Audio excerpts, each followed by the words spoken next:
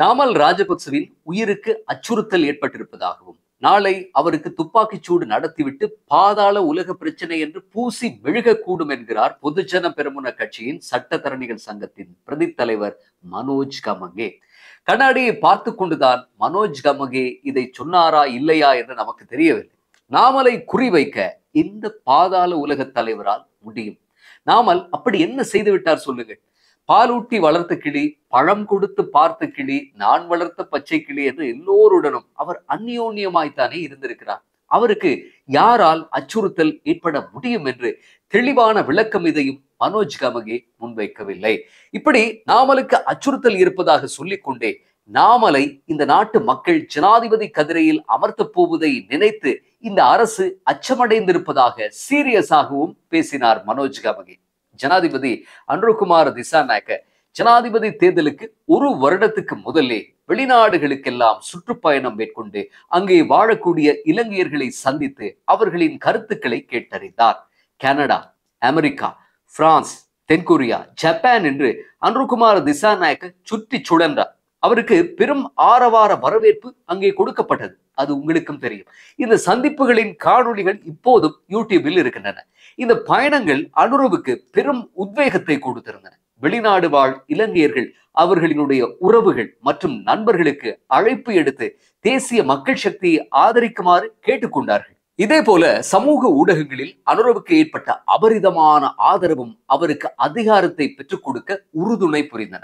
நாமலுக்கு யாரோ இதையெல்லாம் காதில் பலமாய் ஊதியிருக்கிறார்கள்.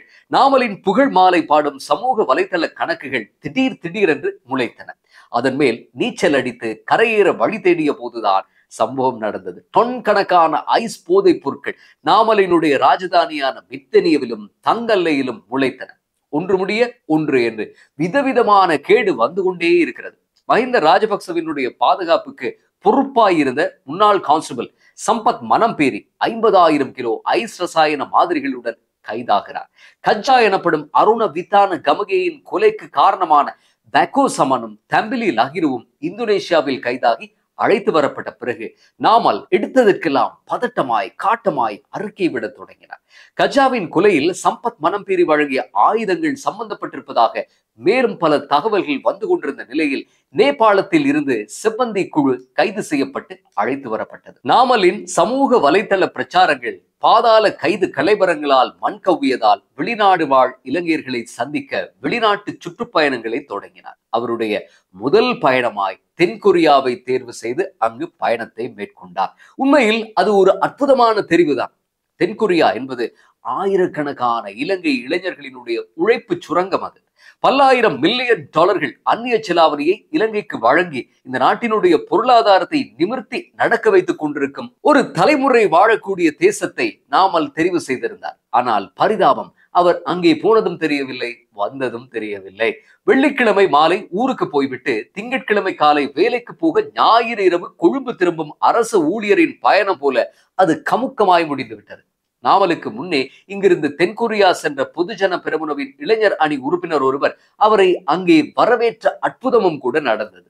அனுர போல தன்னை நினைத்துக் கொண்ட நாமலுக்கு முதல் வெளிநாட்டு பயணத்திலேயே சம்பவம் செய்து விட்டார்கள்.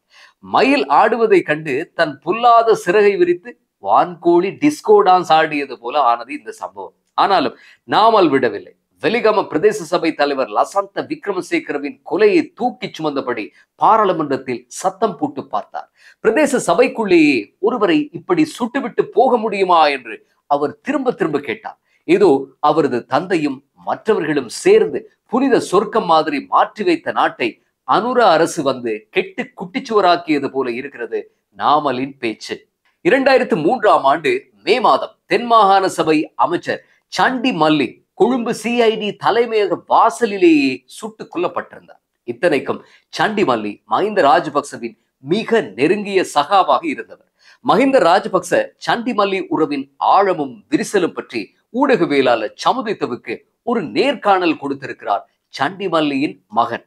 வெலிகமையில் நடந்த கொலையை வைத்துக் கொண்டு பரதநாட்டியம் ஆடும் நாமலுக்கு சிஐடி வாசலிலேயே நடந்த இந்த கொலை பற்றி இப்போது ஞாபகம் இல்லை போல்.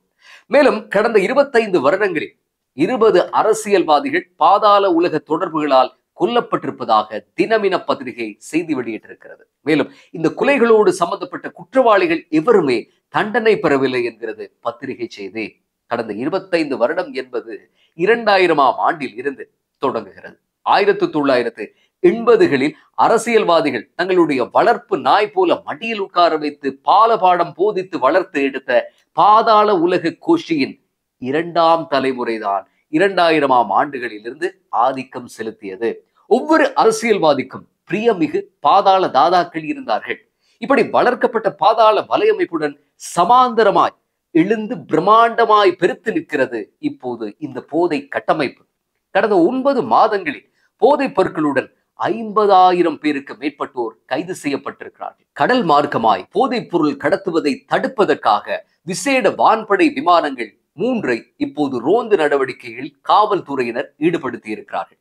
பாதாள உலக தாதாக்களுடன் தொடர்பு வைத்திருக்கும் போலீஸ் அதிகாரிகளை கண்டறிந்து களை எடுக்க போலீஸ் திணைக்களத்துக்கு விசேட அதிகாரம் வழங்கப்பட்டிருக்கிறது. இப்படி போதைப் பொருள் மாஃபியாக்கள் மற்றும் பெரும் குற்றங்களோடு சம்பந்தப்பட்ட நிழல் உலக தாதாக்களை மொத்தமாக ஓரம் கட்டி மனிதர்கள் வாழக்கூடிய பூமியாய் இந்த தேசத்தை மாற்றுவதற்கான திட்டங்கள் நடைமுறைப்படுத்தப்பட்டு கொண்டிருக்கும் போது சில அரசியல்வாதிகளுக்கு இருப்பு கொள்ளவில்லை. அரசியல்வாதிகளினுடைய அனுசரணை இல்லாமல் இந்த மாஃபியாக்கள் வாழ்ந்திருக்கவே முடியாது என்ற கூற்றை இவர்கள் தினம் தினம் அடித்துவிடும் அறிக்கைகளால் நிரூபித்துக் கொண்டிருக்கிறார்கள்.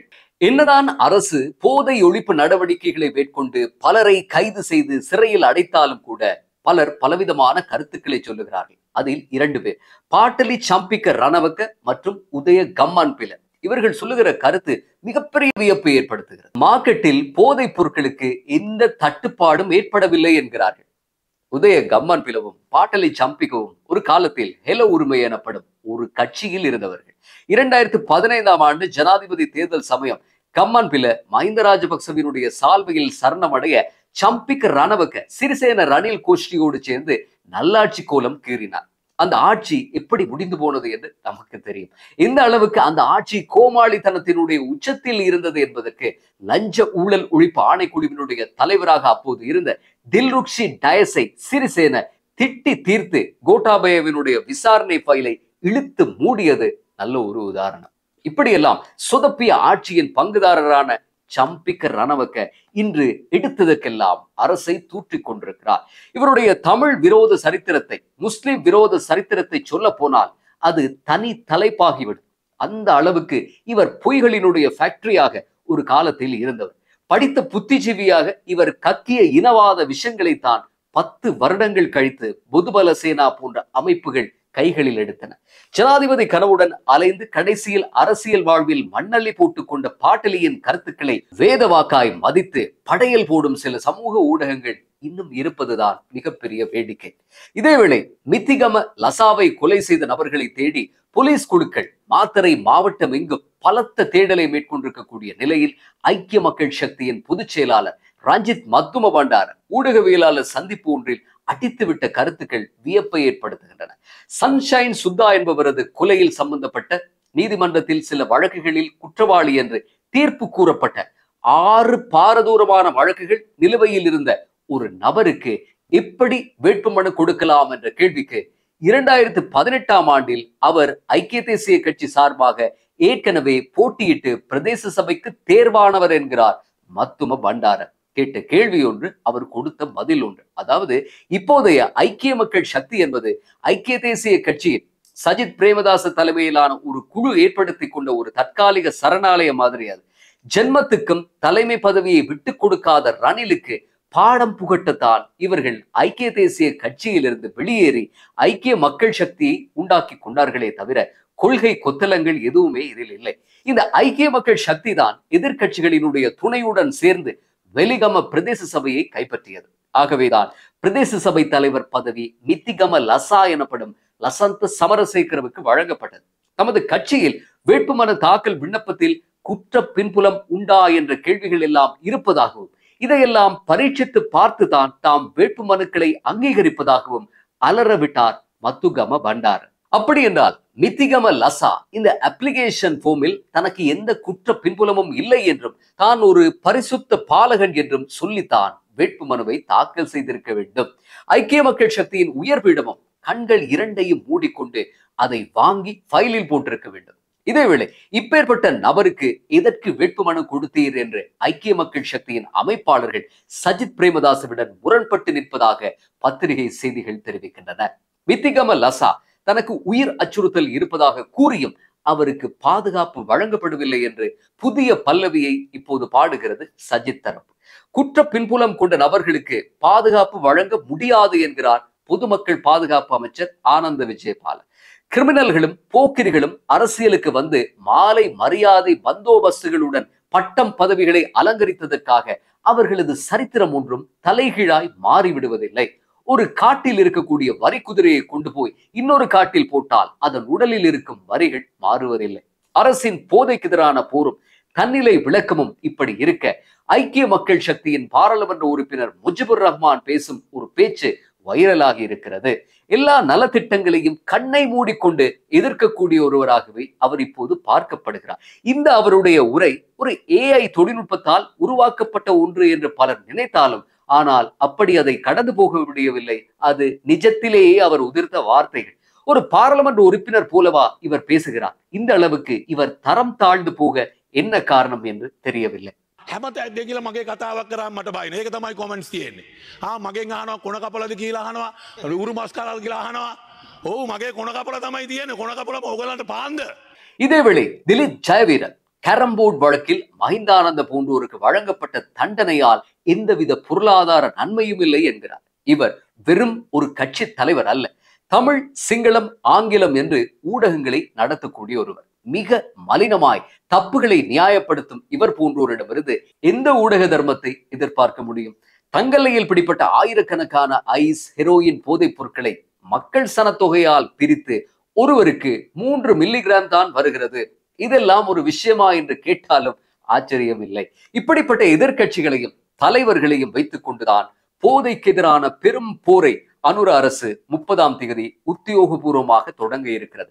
இவர்கள் இன்னும் எத்தனை அபத்த கதைகளை தங்களுடைய வாயால் சொல்ல போகிறார்களோ தெரியாது. ஆனால் யார் என்ன சொன்னாலும் போதைக்கு எதிரான யுத்தம் தொடரும். கிளீன் ஸ்ரீலங்கா என்றால் வீதியை கூட்டி பெருக்குவது என்றுதான் ஆரம்பத்தில் நினைத்தார்கள். உண்மையில் கிளீன் ஸ்ரீலங்காவின் தலையாய அம்சங்களில் ஒன்று சமூக மாற்றம். அது வீரியத்துடன் தொடரும். மீண்டும் அடுத்த பதிவில் சந்திப்போம்.